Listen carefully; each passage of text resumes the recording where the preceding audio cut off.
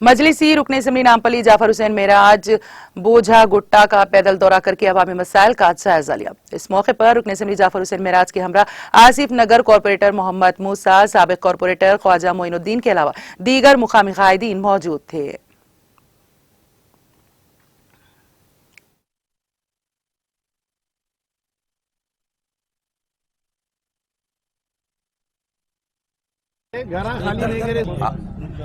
आज भोजागुट्टा, शिवाजी नगर, विवेकानंदा नगर, श्री राम नगर तीनों एरिया का मैं दौरा किया हूँ। यहाँ पर हुकूमत तेलंगाना ने आज से 5 साल पहले डबल बेडरूम का फाउंडेशन डाले और यहाँ के लोगों को ये एश्योरेंस दिलाए थे कि यहाँ पर हम डबल बेडरूम जल्द से जल्द बनाएंगे। इसके लिए ये लोग को प्रोसीडिंग भी दिए थे, मगर अनफॉर्चुनेटली डबल बेडरूम का काम शुरू हुआ।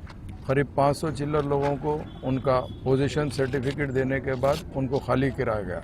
बाकी लोगों को पोजीशन सर्टिफिकेट दिया मगर उनको खाली नहीं करे, मगर उसके बाद में यहाँ पर डबल बेडरूम का काम रुक गया है।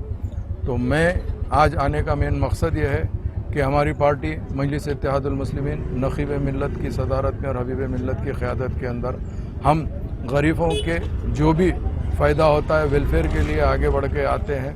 हम ये देखें कि यहाँ पर ये प्रॉब्लम बढ़ते जा रहा है तो हम हुकूमत से मुतालबा करते हैं कि हम यहाँ पर जितने लोग सबसे पहले खाली करके गए उनके ब्लॉक सबसे पहले बनाइए, बना के उनको हवाले करिए। और बाकी जो 2 लोग हैं उसके अंदर कुछ लोग को पट्टा चाहिए, कुछ लोग को डबल बेडरूम चाहिए।